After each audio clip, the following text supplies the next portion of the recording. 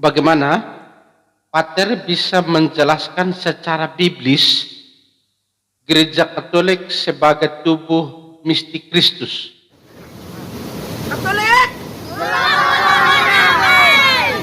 Selama-lamanya amin!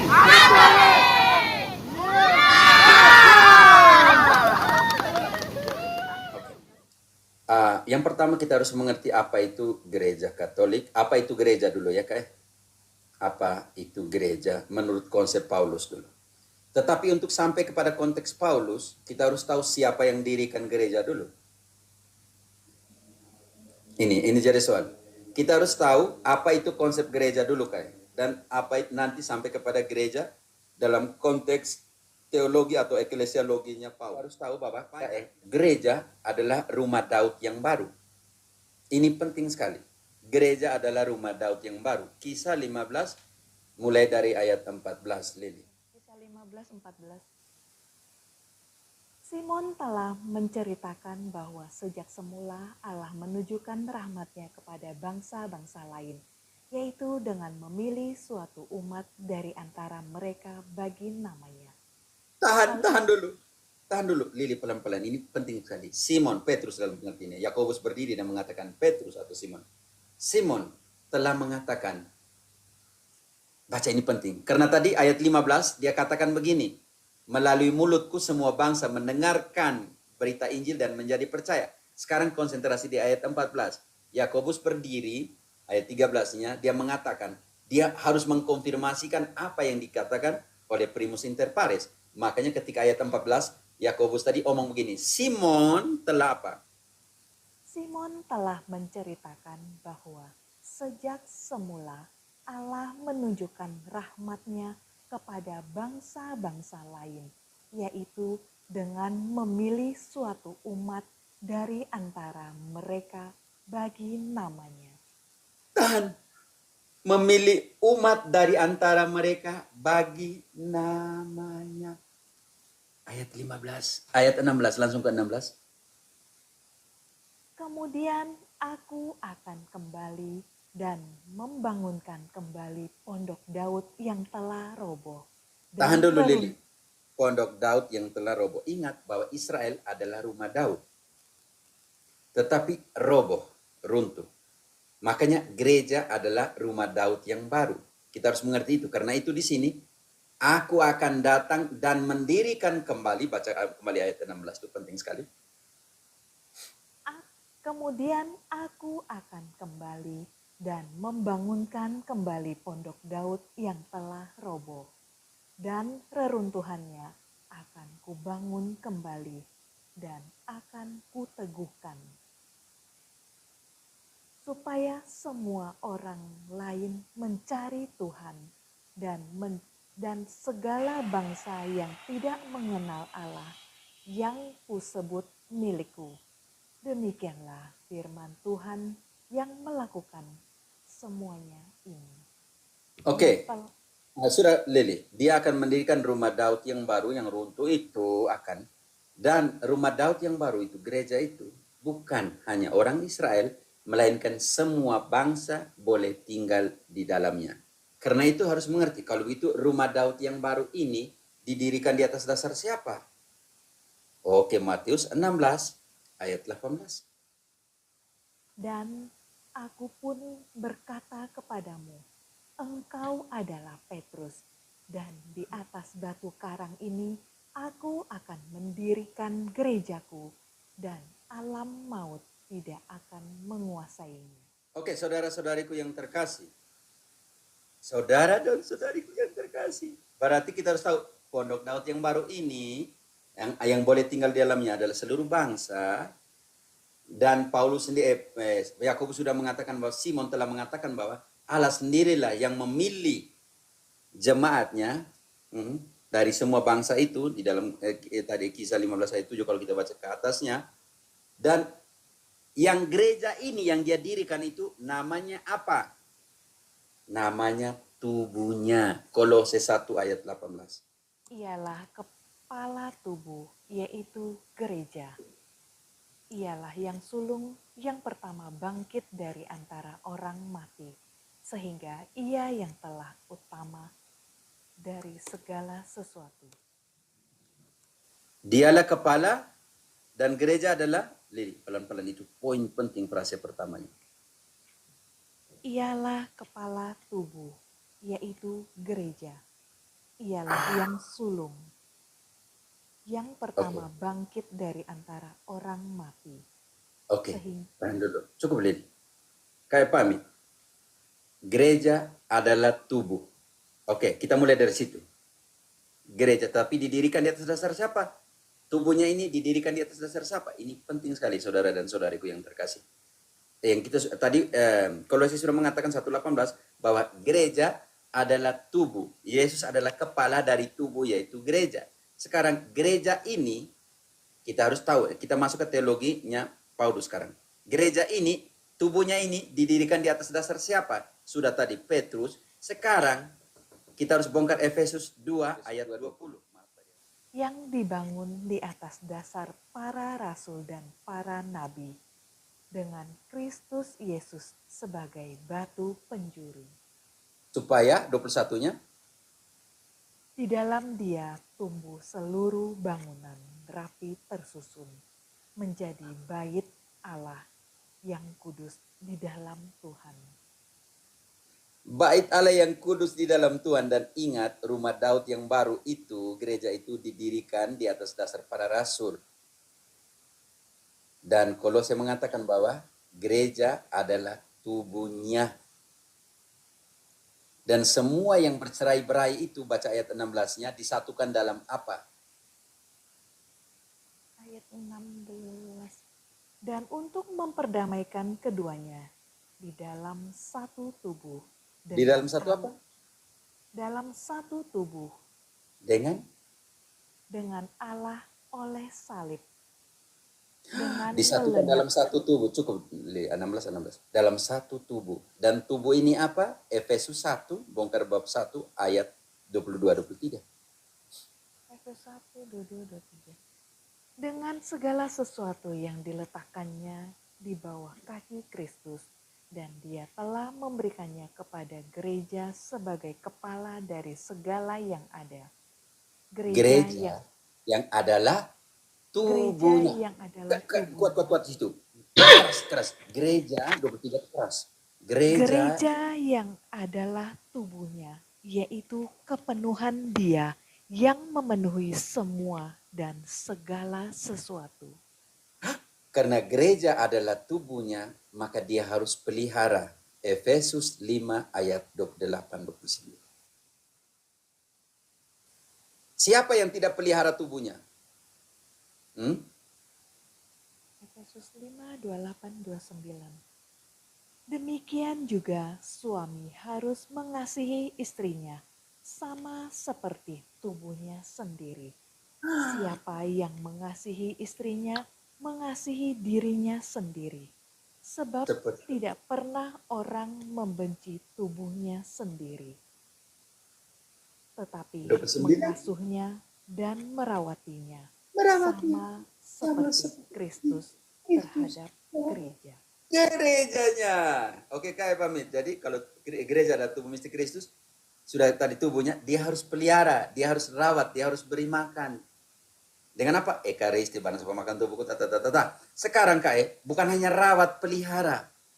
Dia mencintai dan menyucikan, menguduskan tubuhnya. Ayat 25-27. 25 Hai suami, kasihilah istrimu sebagaimana Kristus telah mengasihi gereja dan telah menyerahkan dirinya baginya untuk menguduskannya sesudah ia menyucikannya dengan memandikannya dengan air dan firman. Supaya dengan demikian ia menempatkan gereja di hadapan dirinya dengan cemerlang tanpa cacat atau kerut atau yang serupa itu, tetapi supaya gereja kudus dan tak bercela. Setelah beri makan, setelah dia pelihara, sekarang dia cuci, dia bersihkan, dia mandikan supaya gereja sebagai tubuhnya tidak bercacat. Di sini ada room di sini yang laki-laki dari Yulita dan kawan-kawan kata chain. Jadi kalau kalian tidak mandi lagi kah? Oke? Kalian tidak mandi lagi kah? Tiap hari mandi Masih 2 mandi? kali. Masih mandi 2 kali, mandi 3 kali. Ini Yesus nih tadi sudah sangat jelas. Dia memandikan, dia membersihkan, dia menyucikan gerejanya. Bukan hanya pelihara, dia bukan hanya menyucikan, bukan hanya dia mencintai tubuhnya, gerejanya, tetapi juga dia menyelamatkannya. Ayat 23. Nona. 23. Karena suami adalah kepala istri sama seperti Kristus adalah kepala gereja. Dialah yang menyelamatkan gereja. Dia yang menyelamatkan tubuhnya, dia menyelamatkan gerejanya, bukan orang lain. Tapi gerejanya, dia tidak suruh bilang pergi bangun denominasi. Tidak ada gereja yang dia dirikan di atas Petrus dan para rasul tadi. Tubuhnya sendiri. Karena itu ayat 17, supaya kamu jangan bodoh. Dia bilang begitu. Paulus keras loh. Sebab itu Supaya kamu jangan terlalu bodoh untuk mengerti kehendak Tuhan. Yang ini kehendak Tuhan, ini satu gereja. Bukan 60.000 denominasi. Makanya Paulus bilang, supaya kamu jangan bodoh memahami kehendak Allah. Sebab itu janganlah kamu bodoh, tetapi usahakanlah supaya kamu mengerti kehendak Tuhan. Baca kembali ayat itu. Sebab itu janganlah kamu bodoh, tetapi usahakanlah supaya kamu mengerti kehendak Tuhan. Kehendak Tuhan itu apa?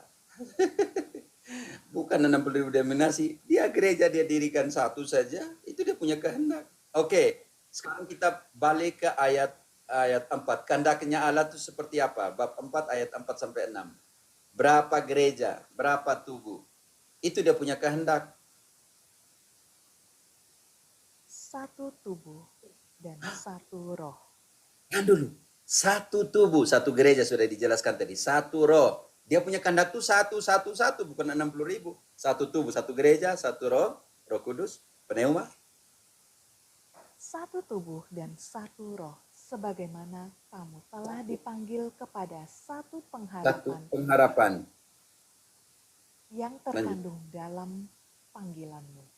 Satu Tuhan, Satu. Baca, satu Tuhan. satu Tuhan, satu iman, satu baptisan, satu Allah dan Bapa dari semua. Selesai. Allah. Yang dia punya kehendak tuh satu, semuanya satu. Semua menjadi sama seperti engkau dan aku adalah satu. Demikian pun mereka. Yohanes 17 ayat 21. Satu. Bukan terpecah belah. Sebab kerajaan yang terpecah belah tidak akan bertahan. Makanya satu protes satu, bangun satunya sendiri. Satu lagi protes satu, bangun sendiri. Helen Goldwhite protes ke William Miller, dia bangun dia punya Adventist hari ke-7. Methodist protes ke Presbyter, Calvin protes ke Luther. Tidak ada. Semua yang dibangun di atas protes tidak ada. Karena apa? Yesus bilang begini. Yohanes 17 ayat 21. Yohanes 17:21. Supaya kamu semua menjadi satu, sama seperti engkau, ya Bapa, di dalam aku, dan aku di dalam engkau, agar mereka juga di dalam kita, supaya dunia percaya bahwa engkaulah yang telah mengutus aku. Oke. Jadi yang kehendak Allah tadi supaya kamu mengerti. Yang tadi Efesus 5 ayat 17. Supaya kamu bisa mengerti. Jangan jadi bodoh. Mengerti kehendak Allah. Dan dia punya kehendak itu satu. Tidak ada yang 60.000. Supaya kamu menjadi satu seperti engkau dan aku adalah satu. Bapa aku ada dalam engkau dan aku ada dalam engkau. Supaya dunia mengerti. Supaya dunia mengenal. Kalau kamu tidak bersatu, dunia tidak mengenal Yesus. Baca kembali ayat itu, Lili. Protestan ini bikin dunia tidak kenal Yesus Kristus. Kenapa? Karena bercerai-berai. Justru karena kesatuanmu itu menandakan bahwa dunia bisa mengenal Allah. Lili baca kembali Yohanes 17:21. Supaya mereka semua menjadi satu, sama seperti Engkau, ya Bapa, di dalam aku dan aku di dalam Engkau, agar mereka juga di dalam kita, supaya dunia percaya bahwa Engkaulah yang telah mengutus aku. Protestan buat supaya dunia tidak percaya bahwa Yesus datang ke dunia karena bercerai-berai. Protestan kamu nih menghancurkan kekristenan yang sejati. Membuat orang dunia ini tidak kenal Yesus gara-gara kalian pecah-pecah semuanya itu. Dan Yesus bilang, kawanan ini harus kujaga, Yohanes 20. Dan kawanan lain harus kujaga supaya mereka menjadi satu kawanan dengan satu gembala, bukan 60.000 gembala. Kalian buat supaya kekristenan tidak dikenal. Bukan kekristenan, Yesus tidak dikenal karena kalian bercerai-berai. Yohanes 10 ayat 16. Yohanes 10 Ayat 16. Yohanes 10:16. Ada lagi padaku domba-domba lain yang bukan dari kandang ini. Domba-domba itu harus kutuntun juga, dan mereka akan mendengarkan suaraku, dan mereka akan menjadi satu kawanan dengan satu gembala.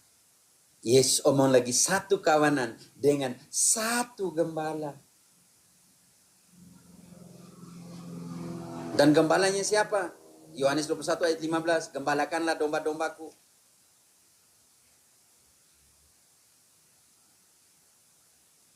Kamu buat supaya dunia tidak kenal Yesus. Karena kalian pecah belah. Satu protes ke satu, satu protes ke satu. Makanya orang jauh dari Yesus tuh gara-gara protestan ini. Yohanes 21:15 ya, Mo. Yuk, cukup satu ayat. Sesudah sarapan, Yesus berkata kepada Simon Petrus, "Simon, anak Yohanes, apakah engkau mengasihi aku lebih daripada mereka ini?" Jawab Petrus kepadanya, "Benar Tuhan, engkau tahu bahwa aku mengasihi mereka." Kata Yesus kepadanya, "Gembalakanlah domba-dombaku." Artinya domba-dombanya Yesus, Yulita harus digembalakan oleh siapa? Oleh Petrus. Yang tidak digembalakan oleh Petrus, pengembalaan satu yaitu Petrus dan suksesinya, itu bukan dombanya Kristus. Sangat logis. Itu logika biblis sangat jelas. Karena itu Paulus sendiri di dalam 1 Timotius 3 ayat 15, dia katakan begini, gereja adalah keluarga Allah. Oke? Nanti kita sandingkan ke 1 Timotius tentang ini uskup. Dia harus buat apa? Uskup itu harus kepala keluarga yang baik. Ini penting sekali. Karena itu penting sekali, saudara dan saudariku yang terkasih. Kita lihat dulu konsep keluarga tubuh yang menjadi keluarga ini, dan gereja adalah keluarga. Ini penting sekali. Oke, 1 Timotius 3:15. 1 Timotius 3:15. Jadi, jika aku terlambat, sudahlah engkau tahu bagaimana orang harus hidup sebagai keluarga Allah, yakni gereja dari Allah yang hidup, yang penopang dan dasar kebenaran. Gereja adalah keluarga Allah. Dan ingat, yang mengepalai keluarga akan dinamakan uskup. Yang sama tetapi dari ayat 1. Ganti penilik jemaat dengan uskup. Benarlah Ya, perkataan bahasa ini. Spanyol pasti kamu tidak mengerti semua, nanti bagaimana lah. Oke, ayat 1-nya, Nona. Tadi kan ayat 15. Gereja adalah keluarga Allah. Oke, penting sekali. Keluarga Benarlah Allah, perkataan gerejanya ini. Allah. Sebentar, Lili.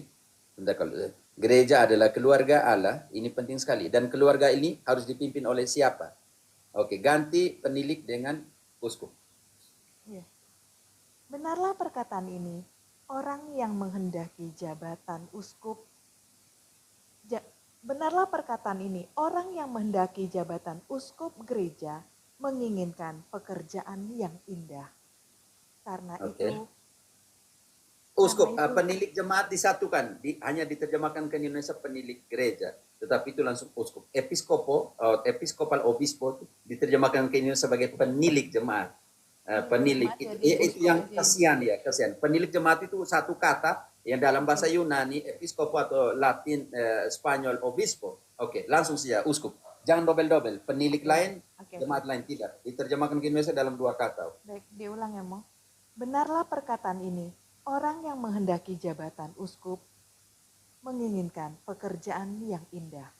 Karena itu, uskup haruslah seorang yang tak bercacat, suami dari satu istri, dapat menahan diri, bijaksana, sopan, suka memberi tumpangan, cakap mengajar orang. Langsung ayat 4 dulu.